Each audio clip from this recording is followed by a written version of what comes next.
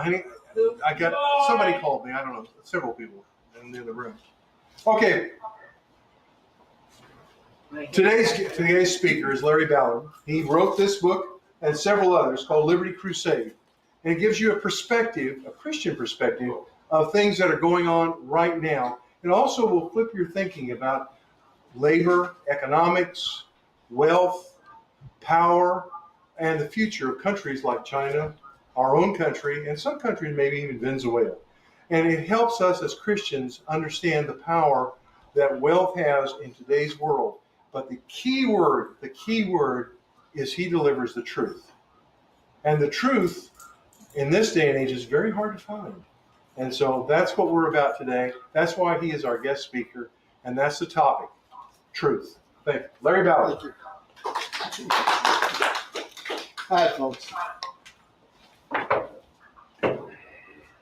Before I start telling you about what's in this, I think I need to tell you about me and how this came about. I was 18 years old. Oh, you can't hear me? Yeah, very good. Okay. All right. I was 18 years old. I was in college. I took a ride on a motorcycle through the Ozark Mountains, came around a curve, they laid gravel and oil down, and I went forward, and the curve went that way, and I careened off a cliff. My motorcycle went airborne, landed in a tree. I hit headlong into the tree, was unconscious in the ditch, woke up 4 hours later with a crowd of people around me. But what happened during that 4 hours changed my life. I had never read the Bible. I had never gone to church. And the reason... Can't hear you. Talking pretty loud. No, you're not. Well, last week I had no voice at all. Oh. So I don't have a lot of voice right now. I'll try to talk loud, but the louder I talk, the quicker my voice is going to go. So we'll see what I can do. So at any rate,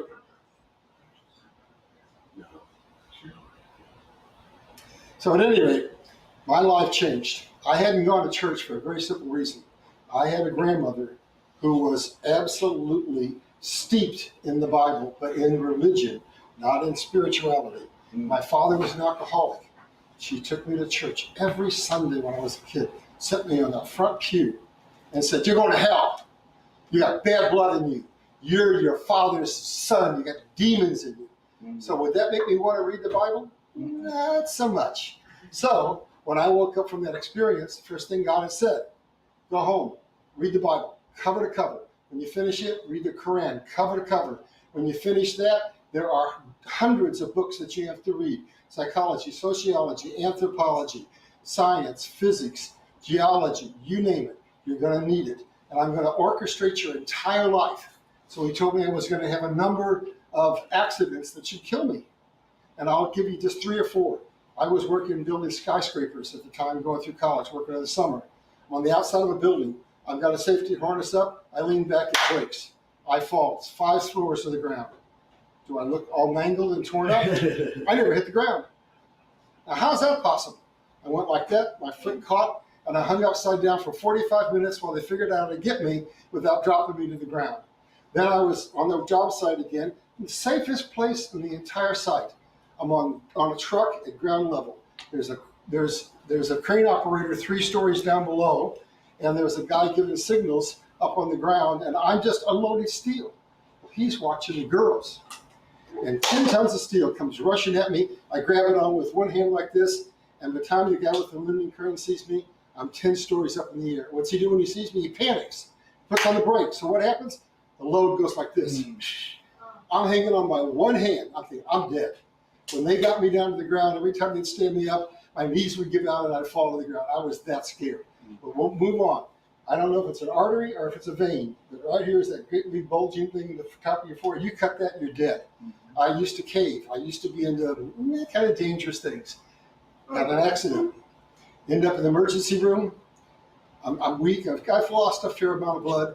The doctor takes a cotton swab and cleans it, and he's going to stitch it. Bam!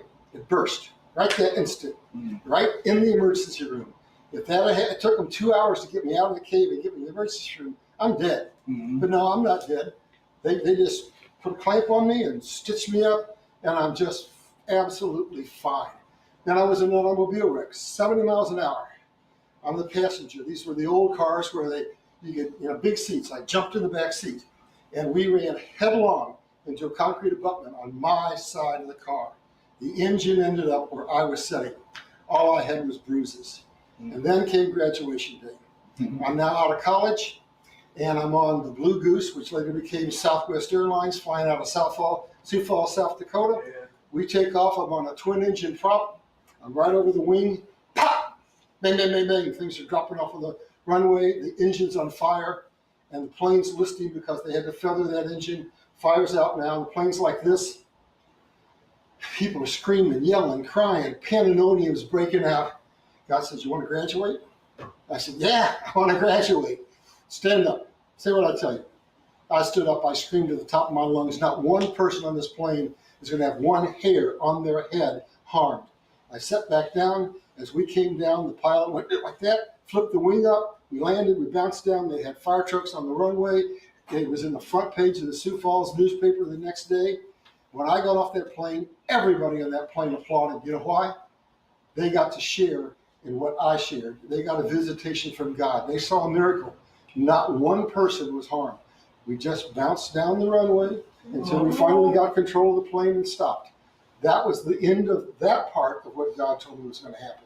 And the next thing he said is, I'm going to have you travel to specific locations at specific times to learn specific things, because the assignment that I'm giving you can't just be an intellectual assignment. You can't get it out of a book. You've got to live it. That's why I had you born now. The assignment that you're going to deliver isn't going to happen until your hair is salt and pepper. You see, my temples are now salt and pepper. That's 55 years of living, studying, learning to get ready to deliver this message. And the message can't go out even now. This is just a precursor book. The second book is coming out in September, specifically September. God started visiting me a few months ago. He said, we're now coming to that tipping point that I told you about. This book is foundation. The next book takes us into today and into the news stories of today, so that people can begin to wake up as to what's been done to them and what's going to be done.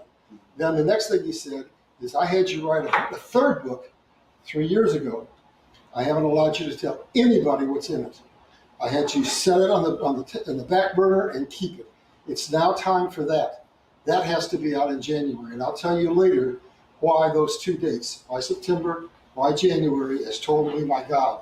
So I dusted that book off, and I'm rewriting it. I'm basically editing it. It'll be done and out by September. But you don't have time to get a book out with a publisher in that amount of time. So let's go back to this one. How did this book get published? No publisher published this. I sent this to all of the big publishers in the country. Every one of them summarily turned me down. Then I got a phone call. I had already gotten a letter from Harrison House that says, "Oh, thank you." And then 2 months later, I get a call saying, "What in the heck is Harrison House calling me for?" And this lady's on the phone. She says, "Mr. Ballard, did you get that book published?" And she says, "Wait a minute, don't answer. I'll tell you. No, you didn't. You're not going to ever get that book published because you told the truth, the whole truth, and nothing but the truth." But she said, "I'm leaving Harrison House, and I'm a publisher. I've worked for them for 3 years now. I know how to do this. I've got a small chain of Christian bookstores. I'm going to publish your book for you for nothing, because that's what God told me." And he said, if I'd help you get this message out, he'd bless me. So that's how this book got out. From her, I learned what's necessary in order to publish the book. So now I'll take my own money. I'll publish the 2 books. They'll get out as quickly as probably 6 weeks, each book. So they'll beat their deadline. The next one, which is coming out, which is Liberty Crusade Volume 2, Global Insights. So it's going to take us from the United States to a worldview, so we can see what's coming up on the world. And then the third book is Volume 3, The Truth Will Set You Free. And that's the book that God has me hold absolutely to myself until he tells me it can go out. What it's about is, he told me that the message that I have would immediately be labeled conspiracy theory unless I did it exactly the way he said. He said you have to have a treasure trove of biblical stories to tell and a treasure trove of history. When you combine the two, the Bible basically is a history book, and then combine it with normal conventional history, and you've got a powerful story that they can't call conspiracy theory, because if it already happened, It's cast in concrete, and they can't argue it and they can't discredit it. So these books are based upon the Bible and upon history and upon science.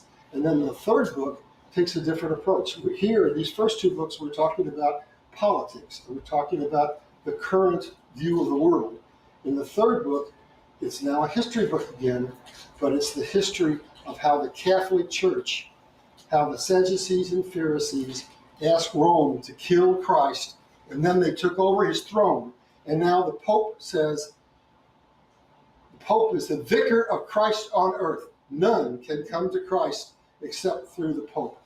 Alive from the pit of hell, the people who killed him now took his throne. And what did they do?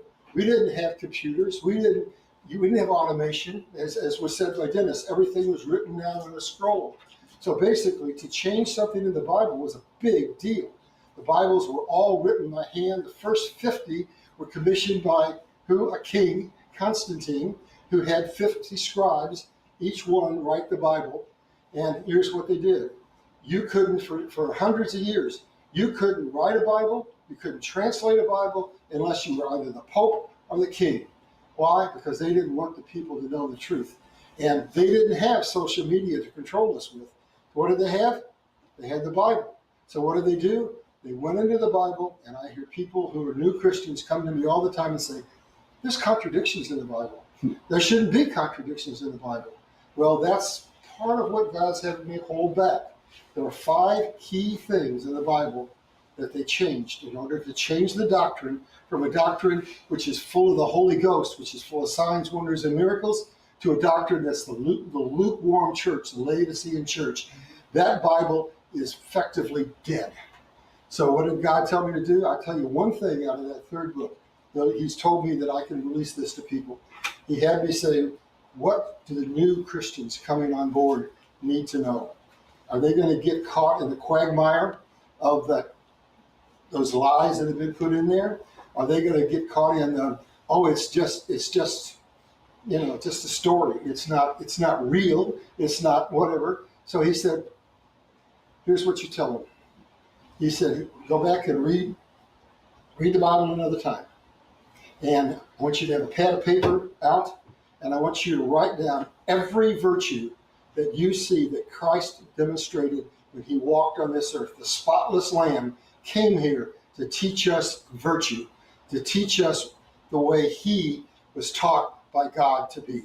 So basically, one of the chapters in that book is simply saying, if you don't learn anything else, learn what the virtues were that Christ came to teach man and adopt them. So here's what I did personally in my life.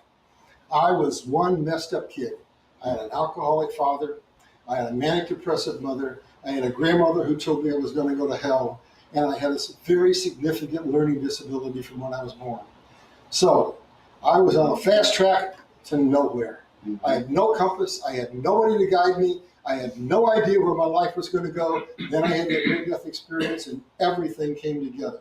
So basically, what did I do? I sat down and I said, here's what I did.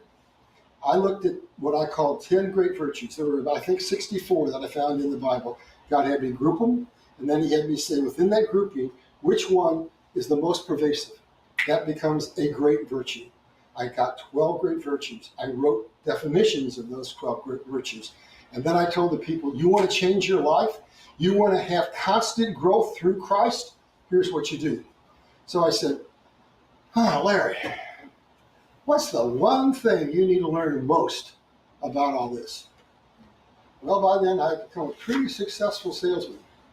I had made what they call President's Club, got to send off to some exotic place on vacation every year for 23 years.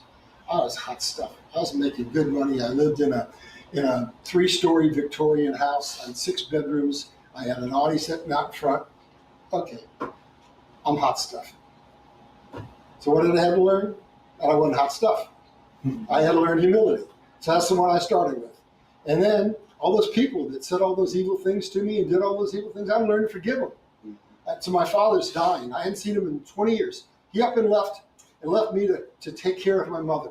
I was going to college, taking care of her, buying her a house, paying for my own way through school, working from from 10 o'clock at night till 8 o'clock in the morning, going to school, getting home at 6, going to bed, and getting up at 10.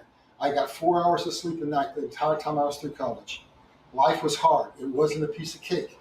But I was learning, because one of the things I learned was that my parents always took the easy road out. Whenever a problem came, what they do? They turned around and walked away. So what did God teach me when I learned those virtues? Stop. I'm trying to get your attention.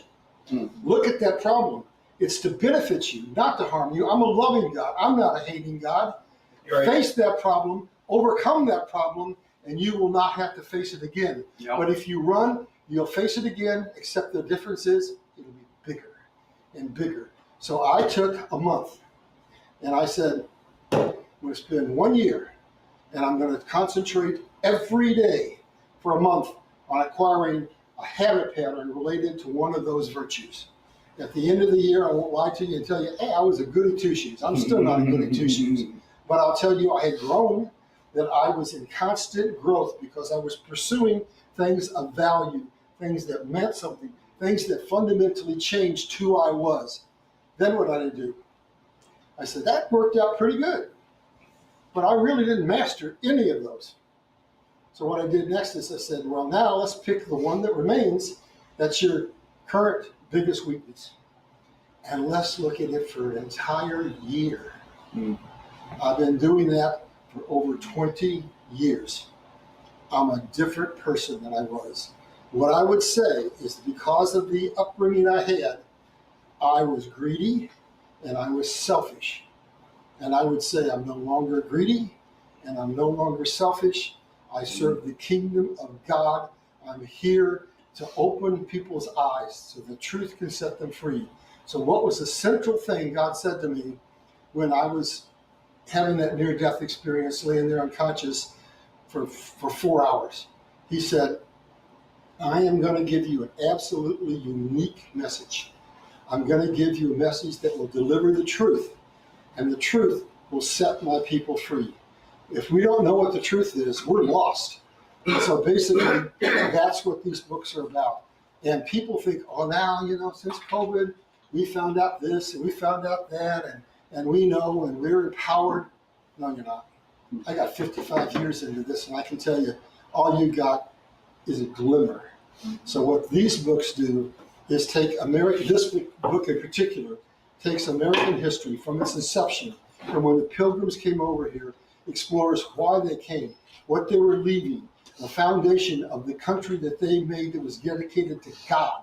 The Constitution of America was based upon the 10 Commandments. We are a unique nation. We are part of the covenant that was made way back with Abraham, and now is the time for the harvest of souls. So America was set aside, unique. It wasn't part of Europe. It wasn't part of all of the turmoil that was over there, where nation hated nation, race hated race. We were a group of people that were brought together from all over the world that hated one another, that had to learn to live in peace and harmony together.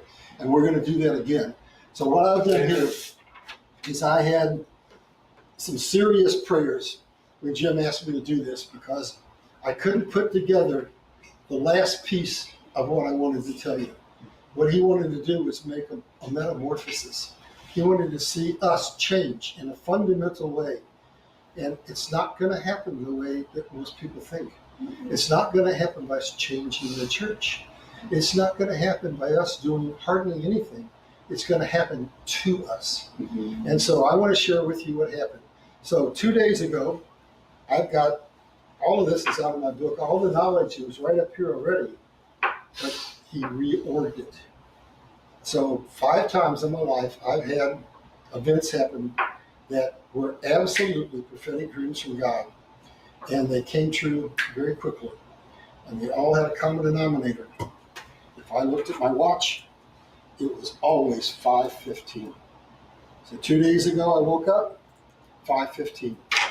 And what did Mr. Winning and I talked about? A metamorphosis. So I start getting an intellectual download, but first I get 2 pictures. And here are the pictures. One is a man, and he's in a giant spider web. And there's this spider that's going to weave a cocoon around him, and he's petrified. That's the world today. We're in fear. We're living in fear. We have to get out of that fear. And then at the end of that little blip, bam, the spider sticks his thing in and sucks the life out of the man. That's the world we're in right now today. Then I go to what Jim said. And I'm a caterpillar. And I'm pleasantly, pleasingly wrapping myself in a cocoon because I know I'm going to become a butterfly. I'm going to have a metamorphosis. So now we're going to talk about the metamorphosis that's coming over the world right now as we speak.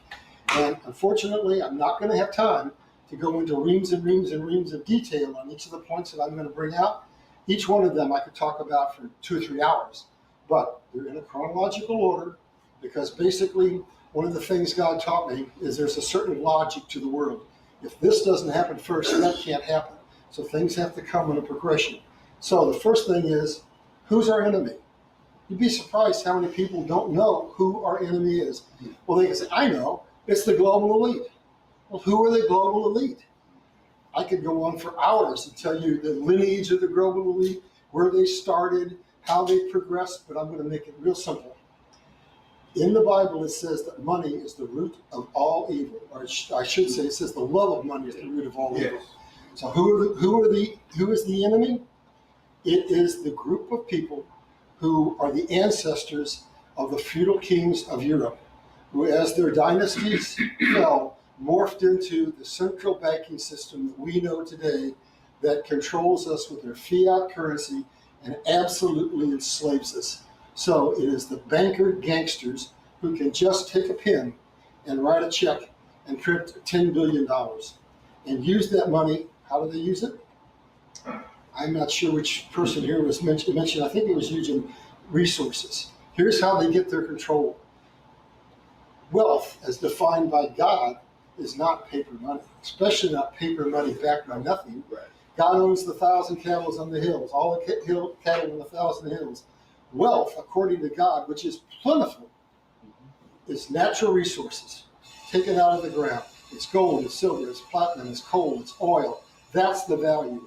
Then how does a nation become great? It becomes great if it controls a significant portion of those natural resources, converts it into manufactured goods, trades it, converts that into money, and then what do they do with that money? If you're evil, like our enemy is, you use it to buy power and influence and control people. So we're being controlled by money. So that's who the enemy is, the money manipulators. Then, what's his end game? I don't think hardly anybody knew what his end game was until the 2019, when along came COVID. And how many of us were killed? We'll never really know the real number, but it's in the millions. So why did they want to kill millions of us? My Bible tells me, right off the top, this planet, ordained by God, created by God, was not designed to support 8 billion people indefinitely. We have, when Abraham's covenant, which was going to result in the harvest of souls, was issued, there were 500 million people. When I was born, 2 billion. Now 8 billion. My Bible tells me we're moving into the harvest of souls, then into the book of Revelation. And we get into the book of Revelation, 2/3 of mankind is going to be taken out. 1/3 will be taken through the fire and proven and refined like gold and refined like silver, and will become those people that will ultimately be the seed to do what? To found the 1,000-year millennial reign. So basically, that's what's coming upon the earth. And so why do they want to give us COVID? Because they look at it totally different than God does. Those resources you see don't belong to God according to them. They're theirs. They're their rich. They're their basis of their control. And we, you eaters, you useless eaters out there, are consuming too many of their natural resources. So what's the easiest way to fix it? Do we tackle the real problems? And the real problem, by the way, is not global warming, and it's not our carbon footprint. It's the fact that because there are so many of us, we have broken the hydraulic system of the planet. The same amount of water is falling from the sky as always did, but we've got 6 times more irrigation than we had when I was born. And 85% of the water that's used by the human population is for irrigation. So we're sucking our aquifers dry, our rivers dry, our lakes dry, because we've got overpopulation. So their answer is very simple. You guys are all a virus. So we're going to get rid of it. We're the virus. We're going to kill you because we want those natural resources and you're consuming too many of them. So that's the next bullet of truth that you got to kind of get down in your crawl. You're worthless. You're just worthless eaters consuming the wealth of the would-be rulers of the world. And I heard Michael Rothschild say those exact words in 1978. Exact words. Okay. And you know who he is, of course. I do. I mean, I didn't know it at the time. evil We were having personified. lunch, but I know now why he was in the church. Yep. So let's move on. So we've kind of determined what their source of power is, right? Their money. So here's where the world is today. Oh my God. I've been waiting since 2019 for this to happen. And all those prophets out there, they're false. It ain't happening. I don't believe in God. It ain't going to happen. We can't take them back. They're too powerful. They control the education system, the seven spheres of influence, the education system, the media, the schools, the money, the politicians. Everything worth controlling, they control. And they keep the secrets because they can dole out massive amounts of dollars to say, keep your mouth shut. They can extort you. They can walk you into honeypot schemes. So they control the narrative and keep us in absolute ignorance. But that's coming to an end. So basically, how do we defeat them? It's not the way people think. It's all going to be supernatural. It's all going to be what God's going to do. So here's what's happening. And here's where we now are back into that 515 experience that I had. God showed me, my Bible says, the kingdoms of man must fall. So what are the kingdoms of man? Capitalism and communism. So is there a snowball's chance in hell capitalism and communism are going to fall? Well, now I go to the book of Esther, just like that. Yeah, there's going to be reversal. They're trying to give us the great reset so they can take us over and control us and put the beast system in where we can't buy or sell. Right. But that's not the way it's going to happen. God's got a different plan. Yep. God's got a plan that's going to turn everything around. We're going to go into the Esther moment of reversals. Yep. And how is that Esther moment going to come about? It's real simple. What is a man's greatest strength? In this case, is his money. So what's his greatest weakness? His money. We can't change all those other things. We can't change the media. We can't get rid of the corrupt politicians on our own. They've got armor all over them. They're protected from one end to the other. But God can change it in a moment. And here's what's going to happen. China's going to fall. America's going to fall. I'm going to give you a real quick example of why they're going to fall and how they're going to fall. Since COVID, China has been labeled a pariah nation. And China can't keep up with the global supply chain. Their population is dwindling. And they threaten to attack Taiwan. And why is that so important? Because Taiwan makes 90% of the computer chips, the semiconductor chips. You take those away, the supply chain is done. We sat here and starved to death. We can't make anything. So the world says, whoa, we got to take the supply chain away from China. So Apple, everybody's got an Apple phone, I imagine. This little device is manufactured in China in the world's largest factory. 100,000 people work in one factory in China making this. Guess what? Apple is pulling that factory out of China, distributing it into 5 countries. Manufacturers all over the world are pulling manufacturing away from China. Now that's going to take a while because that means they've got to find a new place to put their factory. They've got to build a new factory. They've got to reorganize their supply chains. But mark my words, God is bringing China down. China, if you go into the book of Revelations, China's not there. China's not in the book of Revelations. China's going to fall, and it's going to be relegated to being a regional superpower, period. Now, when I was having that near-death experience in 68, God said, when you're ready to go out, when you're here, salt and pepper, America's going to collapse. So, wait a minute now, God. The wealthiest nation in the world, the most powerful nation in the world, the nation ordained to God, the nation that everybody wants to come and live in, is going to collapse? Absolutely. Why? Because we've been the number one target of the enemy, and they've taken us over, and our government is not legitimate.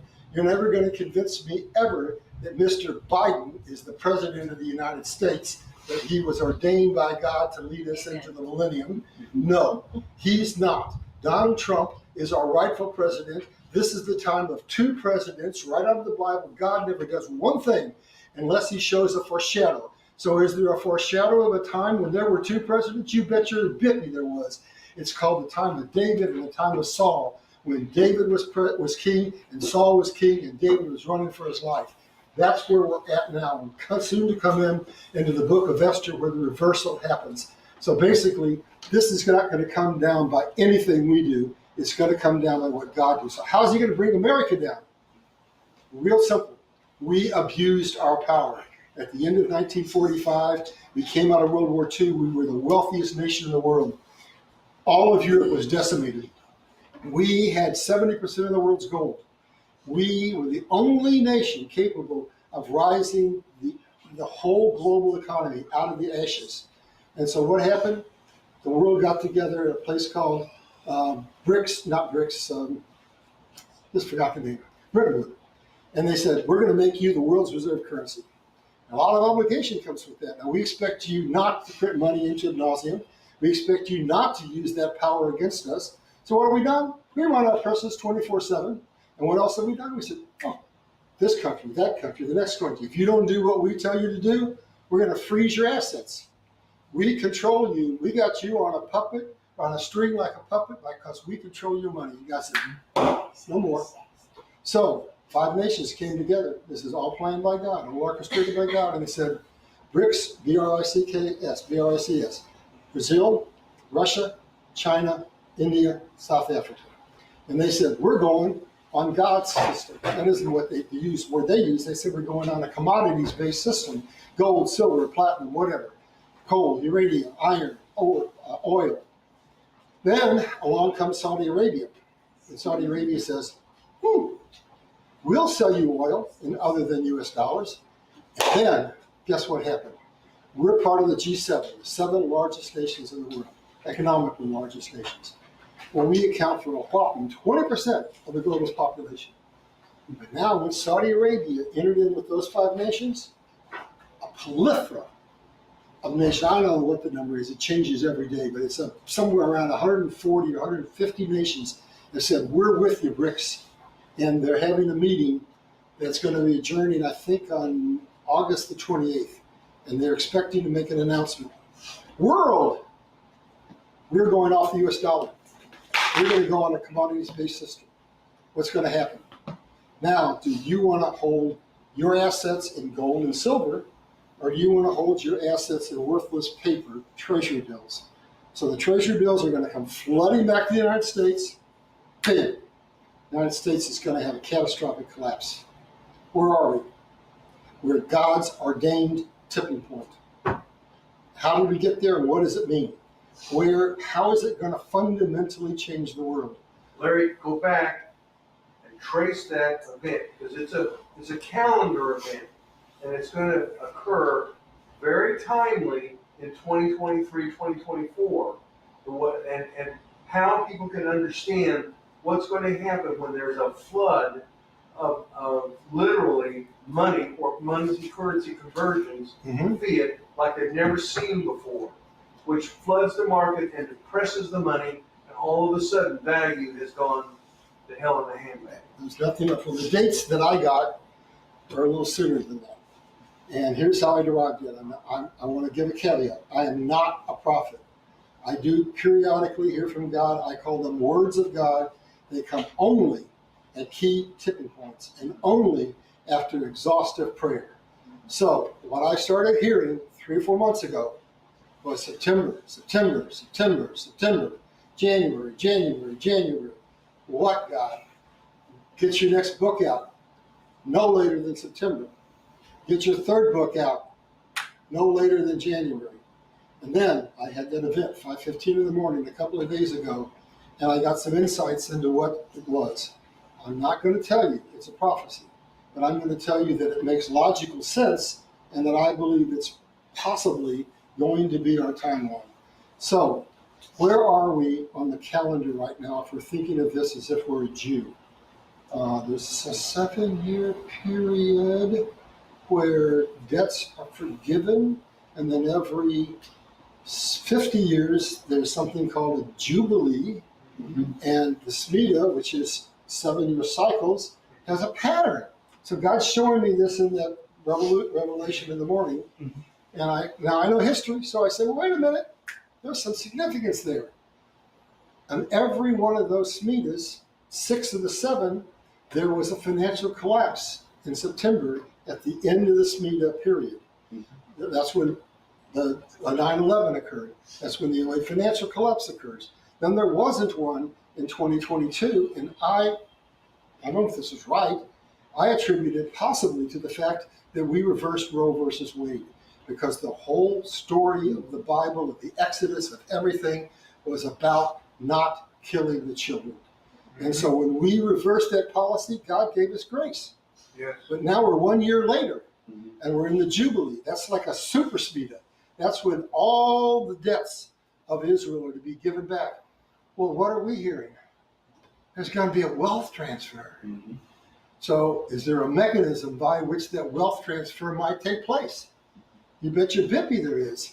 There absolutely is. When the dollar collapses, gone, worthless, China's gone, worthless, the world goes into a period of the greatest fear and tribulation it's ever been into. And guess what happens? The metamorphosis.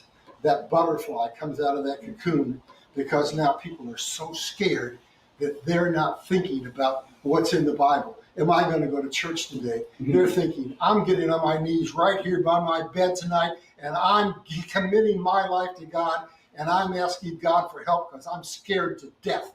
And when that happens, forget the dogma, forget the churches, forget the religion.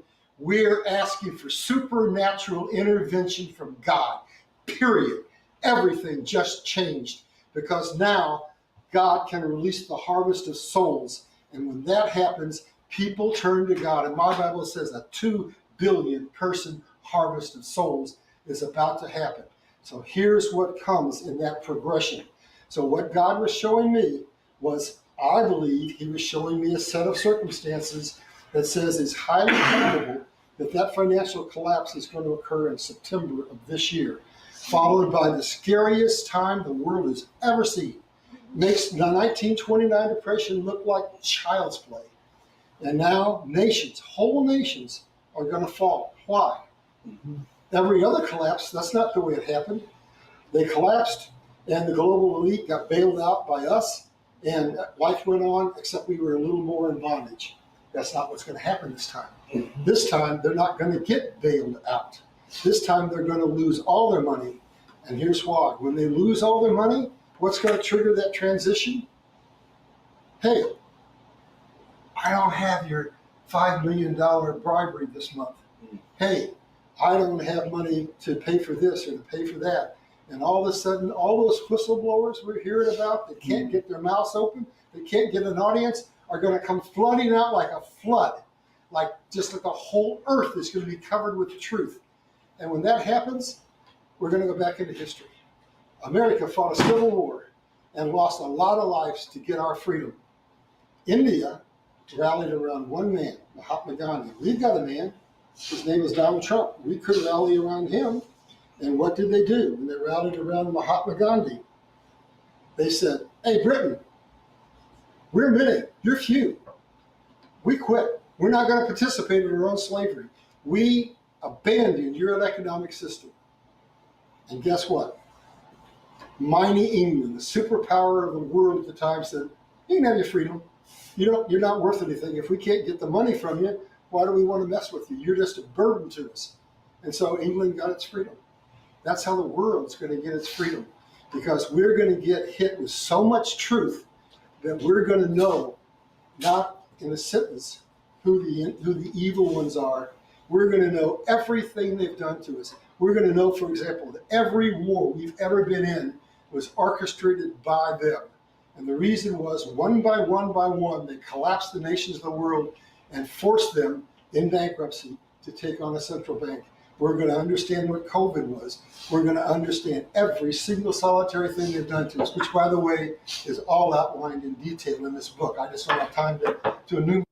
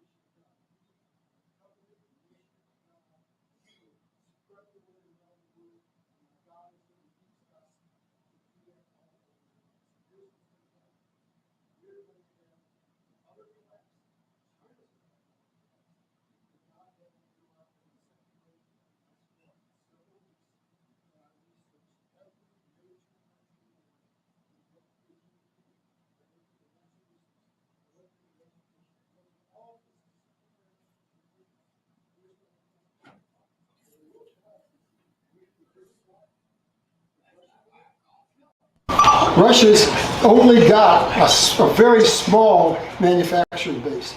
All of its wealth is in its natural resources, principally its oil, and it's a communist nation.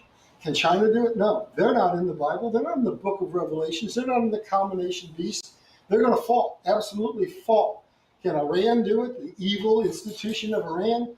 They don't have any significant economic system behind their whatever it is that they preach. Can Brazil do it? Brazil only has 3% of the global trade of the world.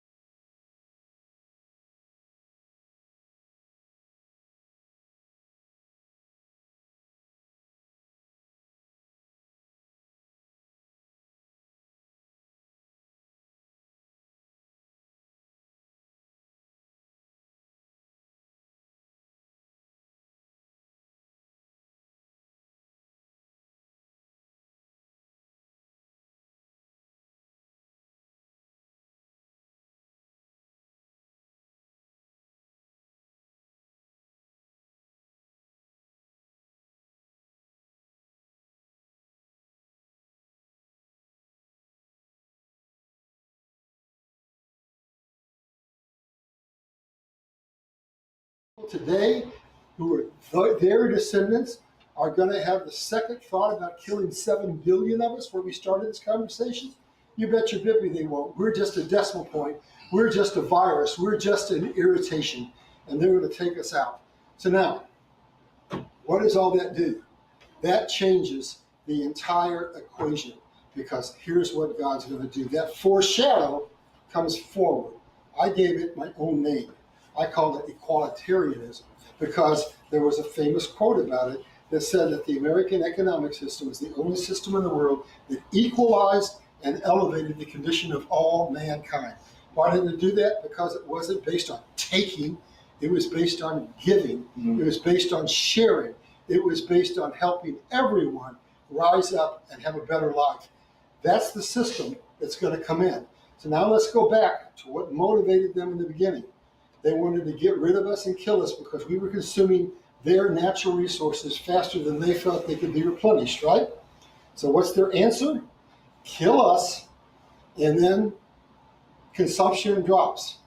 There's a better way. It's again a foreshadow from the Bible coming forward, and we have a much better way.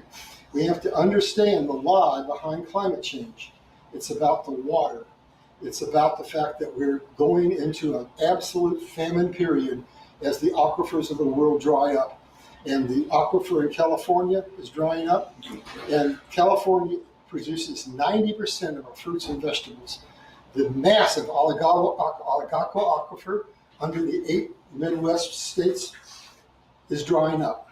And when that happens, we export food to 100 nations. Think about what's going to happen. The Middle East, they virtually have no water. North Africa, same thing. India, same thing. China has water where it doesn't need it and drought where it does need it. So they've got a water problem. The world is facing a water problem. One of the things that's going to happen is there are 600 shelved patents that are going to be released. And we're going to get technology to build desalination plants at a level that have never been built. And we're going to be able to fill those aquifers.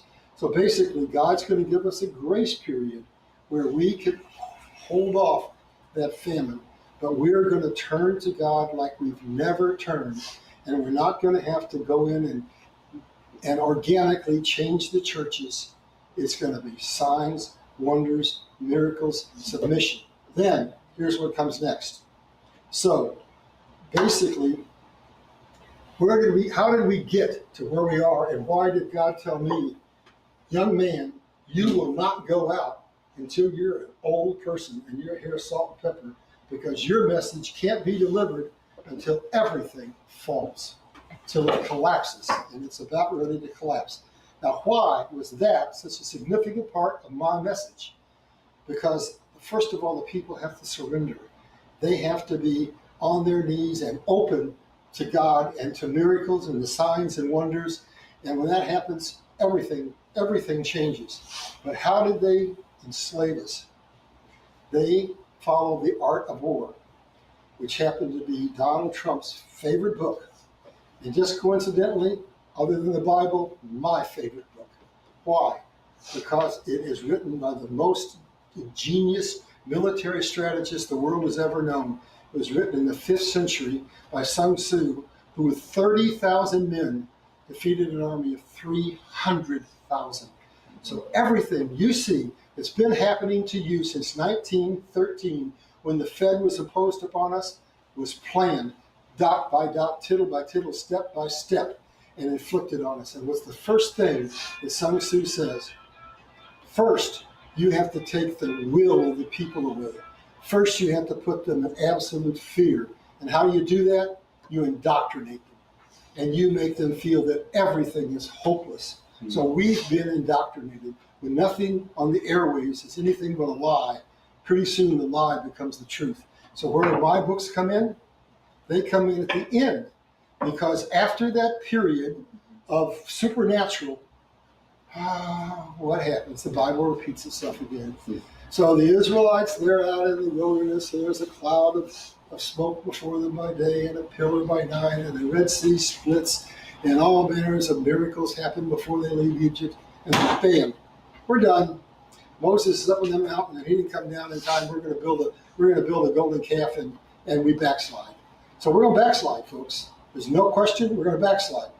So this book is here to deprogram the Generation Zs, the whatever that we've got. We've got to take control of the airwaves. That's where the transfer of wealth comes in.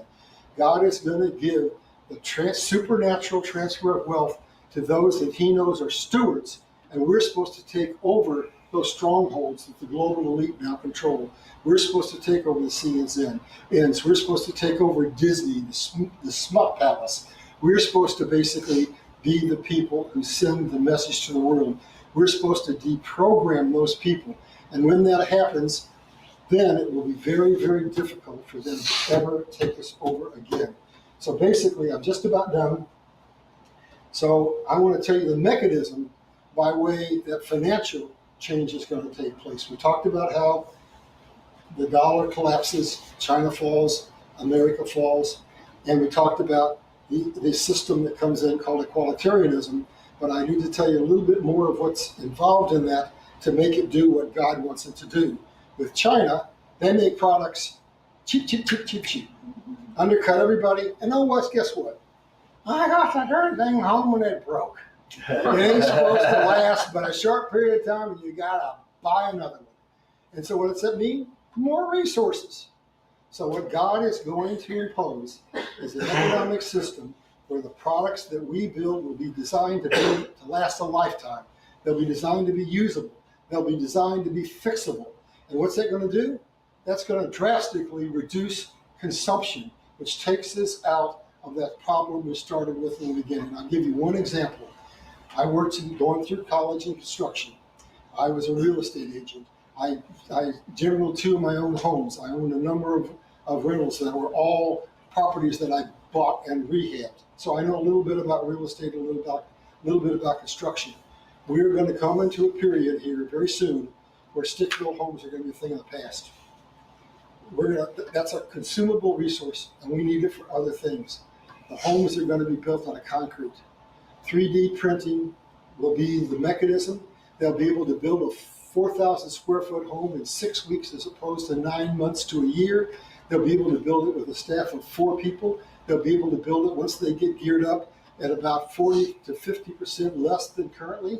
And there are many other technologies that have been suppressed. And I've spent hundreds and hundreds of hours looking at all the suppressed patents that have been put out there. We're going to get them back. Donald Trump came back and said, when I come back, we're going to have a completely new medical system. When I come back, we're going to have free energy. Where did that come from? That's Nikola Tesla 100 years ago. That technology and others like it are going to be released to us. God's going to see to it that we are not kept slaved.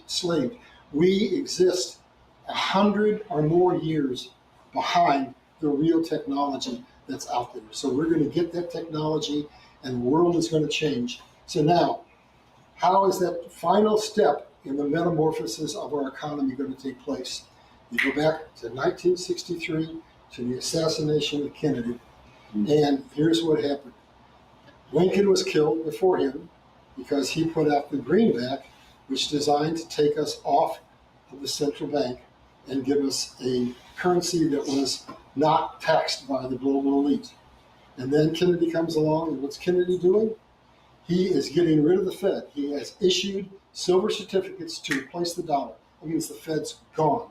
He's going to take away the power of the 3-letter agencies, the FBI, the CIA. He knows they're corrupt. He knows they've been taken over. He's going to get rid of them. He refuses to serve the military-industrial complex by committing our sons and daughters to Vietnam because he knows, as would come out later in the Pentagon Papers, that war was a fraud. It was unwinnable, and he knew that the men who would go there and would give their lives were giving it for nothing. So we drove that war out for year after year after year, knowing that we could stop it in a matter of weeks. And so when we decided to pull out, what did we do? You cannot run a war, Sun Tzu, without sufficient supply lines. The Ho Chi Minh Trail gave nowhere near the supplies they needed. They mined the harbor, the Haiphong Harbor, and in just a few weeks it filled up with silt. There were no supplies coming in. The war was over. Everywhere we fought, has been a war to enslave us. So when we find that out and find out our sons and daughters have been killed for nothing and all the other things they've done to us, it's going to be amazing. So that's what's coming. So now, how is God going to take this last step? It relates to what Kennedy was doing. Behind the scenes, unbeknownst to most people, he had also put together an economic reform package, which we now call NASARA, which is the National Economic something Restoration Act. I'm forgetting one of the words. Anyway, that's now coming to fruition after all these years. When this all comes down, we are going to get rid of the Fed. That means there's going to be no income tax. Basically, the Fed's gone. We're going to go back to another foreshadow. The America, when it was founded, had one principal tax, a sales tax. We're going to go back under NASARA to a 14% sales tax on new items only, not on necessities like groceries and medical. And basically, we're going to have freedom. We're going to, for the first time in our lifetime, have breathing room to where we don't worry about how we're going to pay our bills at the end of the month. So that's the process. That's everything that's coming on the earth. It's all orchestrated by God, and it's going to change this world in unbelievable ways. So I'll stop, and either I'm done, or if you want to ask questions and we have time for that, I'll answer some questions. Any questions? None? Well, then I guess I'm going to sit down. I can say many. I can't say none. You know, the first thing you have to realize is most of us live in a very brick and mortar mindset. And that brick and mortar mindset is also affected by spirituality with God.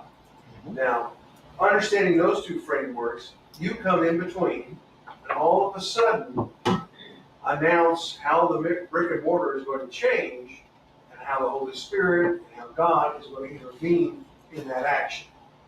That is I'm totally in agreement with most of what you said, okay? Because you can pretty clearly see where that's going. But even in my agreement with you, and I have heard you now, I've watched your shows several times with Lynn, and I have listened to you before, and then this time, and I understand exactly where you're coming from, but it is still in our mindsets, and these people are committed. People that show up at Acts Ministry are not part-timers. They're committed to bringing the body of Christ together, to save Christianity. We're not interested in the big buildings or that concept. So we have the open ears for that. We have the itchy ears. We want to hear what you say. And I believe what you say is very close to what we're going to experience. And I do agree with you in that. What the problem is how, and you've done the best you've ever done today. I have to tell you, you've done the best job of explaining the economic changes in China and the United States, the currency conversions. We still have a little bit of a disagreement on the digital currency issue, but that all being said, I didn't mention that. I know. I was waiting for a battle, but we didn't go there. And but here's the thing. These are, in my opinion, these are the best right here. And I know these people would be asking questions that they can grasp it all, especially Dr. Holland. It's hard to grasp it all because your vision and your economics and your history and your theology thrown together in one basket is like taking one course that has 15 Well, that was only subjects. 55 years of information in 30, 40 minutes. I mean, yeah. That'll work. It's like you need a Larry Ballard 1, a Larry Ballard 2, and a Larry Ballard 3 course. Yeah. And maybe so. But I guess my one question is, and just like with any other thing I've seen in history, there's something that's a precursor to everything. What is it? A precursor to everything. Yeah, everything that you just said, the economic change, the collapse of the United States, China, the destruction of the monetary system, the reestablishment of wealth based upon what's in the ground, what's the precursor to, guess what? This is the first step in those chairs. Maybe you say, that has it existed? Has it existed now? Is it existing now? Is that first step now? I don't know if I'm going to answer your question, but I know what I would say is going to trigger the tipping point. The tipping point is what I think you're getting at. So none of this can happen if we're fat and sassy, if we're content, if we're willing to live under this system. So basically, the thing that has to happen is China has to fall, America has to fall. The biblical comment from the Bible has to be fulfilled that the kingdoms of man fall. And we have to, and what that means is we have to know what the absolute power of the enemy is, which is their money. We take their money away. Always, the person's greatest strength is his greatest weakness. If we take their money away, they can't buy power. They can't buy influence. They can't buy our politicians. They can't buy the governments around the world. And when we find out what they've done, because that's what will come out of taking the money away, you're going to see something the world's never seen. You're going to see whole nations utterly collapse in a day. You're going to see corporations that have sold out to the enemy collapse in a day. You're going to see somebody have a transition of wealth and come in and buy Disney. You're going to see CNN collapse and be taken over by a steward of God. You're going to see the people of God's kingdom who were put here for now, his remnant, take over the economic system and use it to serve the kingdom. I don't know if that answers your question, but it all falls together when and only when you take away the principal strength of the enemy, which is his money, and expose the underbelly of what he's done. I don't know if that answers your question or not. I don't know if that's, you know, I'm looking for a war. I'm looking for a conflict that blows up the currency. And whether it's Taiwan or Iran, I don't understand how come all of a sudden a country that we're trying to give billions of dollars back, we're now getting ready to bomb back to the end of the earth. Now, and I know that they're a principal character in destroying the U.S. currency system. I mean, they have been that way forever since I was involved with it years ago with Gulf Oil. They've always been that kind of an enemy. So what I'm looking for, I guess what I'm looking for is that first moment when you say, well, hey, this just fell, and yes, that's going to affect this thing and this thing and this thing and so on. That's what I'm really trying to see, and that's. Well, I think it's the fall of China and the fall of America, because that changes the entire global picture. And then God brings back America like the phoenix immediately, and we restore the economy of the world, and the whole economic system changes to one of taking from people to giving to people. And everything at that moment has changed. That's the tipping point. It's not going to be a war. According to my interpretation of the Bible, we're in the harvest of souls. We're pre-tribulation. Then we're going to get our harvest of 2 billion souls, and then we're going to backslide. And then we're going to get the tribulation. 2/3 of the people are going to be killed, and then the remainers are going to be put through the fire and refined, and they're going to move us into the millennial period. That's where I think we are in the Bible. That's the way I interpret the sequence of events. And so it's not to happen now through a war. It's to happen through an intentional economic collapse that is being perpetrated, I believe, by agents on this planet that are put in strategic places by God, so that at the appointed time, they'll be able to stand up and say, I was in that meeting. I have taping of that phone conversation. I have a video of that. God's army. It's just like we go back to the Bible, and there's a war going on, and the king who's fighting Israel says, I don't understand. Every time it seems like they know exactly what we're going to do. They're ready for us, and they beat us to death. And what happens is the confidant says, well, don't you know? They have a prophet, Elijah, and he's in your tent every night, and he hears everything you're saying, and he tells it to the king of Israel, and the king of Israel is ready. So we've got an army of people in the camp of the enemy that is going to tell us what to do. Our army is led by God. So if there are no other questions, I'll give this podium over to somebody else. Go ahead. I don't have any questions.